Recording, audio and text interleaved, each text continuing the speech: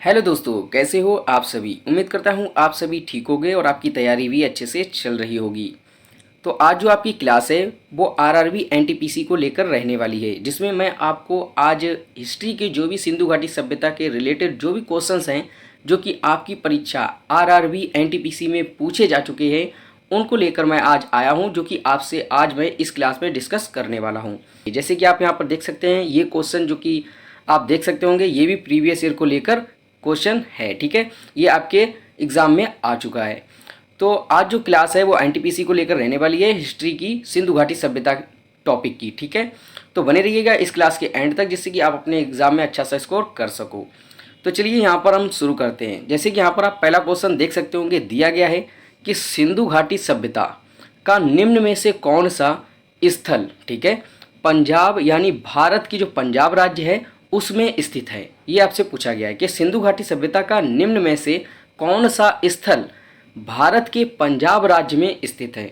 तो इस क्वेश्चन का जो राइट आंसर है ऑप्शन नंबर डी हो जाएगा, रोपड़। ठीक है, रोपड़ जो नगर है, जो कि सिंधु घाटी सभ्यता का नगर है, ये जो है वो पंजाब में, जो कि भारत का एक राज्य है पंजाब, उसमें स्थित है। ठीक है, तो यहाँ पर जो आपका राइट आंसर है ऑप्शन नंबर डी आपका बिल्कुल ठीक हो जाएगा। ठीक है, चलिए बढ़ते हैं अगले क्वेश्चन की ओर। जैसे कि आप अगला क्वेश्चन देख सकते होंगे, दिया गया है कि सिंधु घाटी सभ्यता में, ठीक है, सिंधु घाटी सभ्यता में शिल्प उत्पादन, ठीक है, शिल्प उत्पादन के लिए सीपियां, यहाँ पर गौर कीजिएगा कि बताया गया है कि शिल्प उत्पादन के लिए सीपियां कहाँ से प्राप्त की जाती थीं। तो ये आपका क्वेश्चन जो कि आप देख सकते होंगे आपके प्रीवियस ईयर को लेकर ये क्वेश्चंस है। आपके जितने भी आज मैं आपको क्वेश्चंस कराऊंगा वो सारे ही प्रीवियस ईयर को लेकर रहने वाले हैं, तो इस क्लास को एंड तक जरूर देखिएगा। तो जैसे कि यहाँ पर पूछा क्या गया है कि सिंधु घाटी काल में, यानी सिंधु घाटी सभ्यता के जो काल में शिल्प उत्पादन के लिए सीपियाँ जो हैं वो कहाँ से प्राप्त की जाती थी। तो इस क्वेश्चन का जो राइट आंसर है ऑप्शन नंबर डी हो जाएगा, नागेश्वर। ठीक है, ऑप्शन नंबर डी आपका बिल्कुल सही हो जाएगा। जिसका भी ऑप्शन नंबर डी आ रहा था बिल्कुल सही है, बिल्कुल परफेक्ट है, नागेश्वर आपका राइट आंसर हो जाएगा। चलिए अगले क्वेश्चन की ओर बढ़ते हैं। जैसा कि यहाँ पर आप अगला क्वेश्चन देख सकते होंगे, दिया गया है कि अधिकांश मानक हड़प्पाई, ठीक है, अधिकांश मानक हड़प्पाई मोहरें डैश से बनी थी। ठीक है, यानी अधिकांश मानक हड़प्पाई मोहरें डैश से बनी थी। मतलब यहाँ पर आपके सामने चार ऑप्शन दिए गए हैं, इसमें आपको बताना है कि किस चीज़ से हड़प्पाई मोहरें बनी थी। ठीक है, जो कि एक प्रकार का नरम पत्थर जो 2x2 आयाम के साथ, ठीक है, 2x2 आयाम के साथ आकार में चौकोर था और जिसका उपयोग व्यवसायिक उद्देश्यों के लिए किया जाता था। ठीक है, तो यहाँ पर आपको बताना है, सिर्फ आपका क्वेश्चन क्या है, आपका क्वेश्चन है कि अधिकांश मानक हड़प्पाई मोहरें, ठीक है, किससे संबंधित या किससे बनी थी। ठीक है, ये आपसे पूछा गया है कि किससे बनी थी। तो इस क्वेश्चन का जो राइट आंसर है ऑप्शन नंबर ए हो जाएगा आपका, सेल खड़ी। ठीक है, आपका जो राइट आंसर है ऑप्शन नंबर ए हो जाएगा, सेल खड़ी, क्योंकि अधिकांश मानक हड़प्पाई मोहरें जो हैं वो सेल खड़ी से बनी थी। ठीक है, तो आपका right answer option number A हो जाएगा। चलिए अगले क्वेश्चन की ओर रुख करते हैं। जैसे कि आप अगला क्वेश्चन देख सकते होंगे, दिया गया है कि निम्नलिखित में से किस स्थान पर, ठीक है, निम्नलिखित में से किस स्थान पर, किस नगर से कह सकते हैं कि हड़प जो नटराज की मूर्ति है, ठीक है, निम्नलिखित में से किस स्थान पर नटराज एक, ये क्या था, एक पाषाण पुरुष नृत्य करने वाली आकृति, ठीक है, पाषाण पुरुष नृत्य करने वाली आकृति की खोज की गई थी। यानी जो नटराज की मूर्ति थी वो एक पाषाण पुरुष नृत्य करने वाली आकृति की खोज की गई थी, वह स्थान कौन सा है, ये आपसे पूछा गया है। जैसे कि आपकी परीक्षा में ये क्वेश्चन पूछा जा चुका है, आप देख सकते हैं। ठीक है, तो इस क्वेश्चन का जो राइट आंसर है ऑप्शन नंबर ए हो जाएगा, हड़प्पा। ठीक है, हड़प्पा से जो है इसकी खोज की गई थी। तो इस क्वेश्चन का right answer option number A हो जाएगा, हड़प्पा। ठीक है, चलिए अगले क्वेश्चन की ओर रुख करते हैं। जैसे कि आप अगला क्वेश्चन देख सकते होंगे, दिया गया है कि निम्नलिखित में से कौन सा स्थल, ठीक है, निम्नलिखित में से कौन सा स्थल सिंधु घाटी सभ्यता का हिस्सा जो है वो नहीं है। ठीक है, पूछा गया है कि निम्नलिखित में से कौन सा स्थल सिंधु घाटी सभ्यता का हिस्सा नहीं है, ये आपको बताना है। ठीक है, तो इस क्वेश्चन का जो राइट आंसर है देखते हैं क्या होता है। जैसे कि यहाँ पर पहला ऑप्शन देख सकते होंगे, दिया गया है कि हड़प्पा। ठीक है, तो हड़प्पा जो है वो सिंधु घाटी सभ्यता का जो स्थल है यानी नगर है कह सकते हैं, और लोथल भी एक नगर है, मोहनजोदड़ो भी एक नगर है, लेकिन उरूक की बात करें, ठीक है, उरूक एक जो कह सकते हैं हड़प सिंधु घाटी सभ्यता है उसका हिस्सा नहीं है। तो यहाँ पर जो आपका राइट आंसर है ऑप्शन नंबर बी हो जाएगा करेक्ट, ठीक है। जिसका भी ऑप्शन नंबर बी आया था बिल्कुल सही है, बिल्कुल परफेक्ट है, ठीक है। चलिए अगले क्वेश्चन की ओर बढ़ते हैं। जैसा कि आप अगला क्वेश्चन देख सकते होंगे, दिया गया है, कॉमन सा क्वेश्चन है बड़ा ही। जैसे कि यहाँ पर पूछा है कि निम्नलिखित में से कौन सा हड़प्पा, ठीक है, हड़प्पा स्थल शिल्प उत्पादन से जुड़ा नहीं है, ठीक है। यहाँ पर देखिए क्वेश्चन के लास्ट में आपको ध्यान जरूर देना है कि पूछा क्या जा रहा है, ठीक है। लास्ट में पूछा जाता है कि नहीं है या है, ठीक है, इस तरह से क्वेश्चन बन सकते हैं। तो लास्ट में आप जरूर ध्यान रखिएगा कि क्या पूछ रहा है। जैसे कि यहाँ पर पूछा है कि शिल्प उत्पादन से जुड़ा नहीं है, तो ये हमें बताना है। जैसे कि अभी हम पहला क्वेश्चन, जो पहले क्वेश्चन आपको कराए उसमें आपने देखा होगा कि जो सीपियाँ हमने पढ़ी थी, ठीक है, सीपियाँ कहाँ से प्राप्त होती है, तो वहाँ पर हमने देखा था नागेश्वर था, ठीक है। तो नागेश्वर यहाँ पर बिल्कुल हो नहीं सकता। तो इस क्वेश्चन का जो राइट आंसर है ऑप्शन नंबर डी हो जाएगा, मांडा, ठीक है। ऑप्शन नंबर डी आपका बिल्कुल सही हो जाएगा। जिसका भी ऑप्शन नंबर डी आया था बिल्कुल सही है, बिल्कुल परफेक्ट है, ठीक है। आपका जो राइट आंसर है ऑप्शन नंबर डी हो जाएगा। चलिए अगले क्वेश्चन की ओर बढ़ते हैं। देखिए ये जो क्लास आपकी चल रही है वो एक प्रीवियस ईयर को लेकर चल रही है, जिसमें आपके सारे प्रीवियस ईयर के क्वेश्चन आज मैं इस क्लास में डिस्कस करने वाला हूं। तो इस क्लास को बड़े ही ध्यान से देखिएगा और पूरी एंड तक क्लास देखिएगा, ठीक है।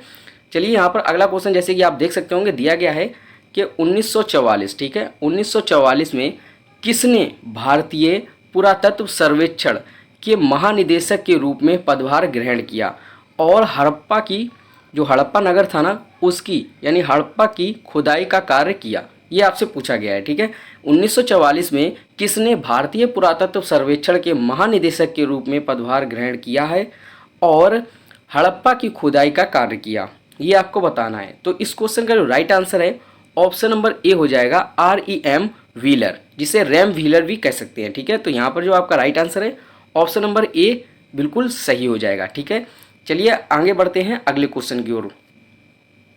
जैसा कि यहाँ पर आप अगला क्वेश्चन देख सकते होंगे, दिया गया है कि निम्नलिखित में से कौन सा जानवर, ठीक है, कौन सा जानवर हड़प्पा सभ्यता की मोहरों, ठीक है, मोस्ट इंपॉर्टेंट क्वेश्चन है, आप अपनी नोटबुक में नोट भी कर लीजिएगा। इस क्वेश्चन को पूछा गया है कि कौन सा जानवर हड़प्पा सभ्यता की मोहरों पर अक्सर देखा जाता था, ठीक है। तो इस क्वेश्चन का जो राइट आंसर है ऑप्शन नंबर सी हो जाएगा, सांड, ठीक है। ऑप्शन नंबर सी आपका बिल्कुल सही हो जाएगा, सांड आपका राइट आंसर हो जाएगा, ठीक है। तो यहाँ पर जो आपका राइट आंसर है ऑप्शन नंबर सी बिल्कुल परफेक्ट है, बिल्कुल सही है। चलिए अगले क्वेश्चन की ओर बढ़ते हैं।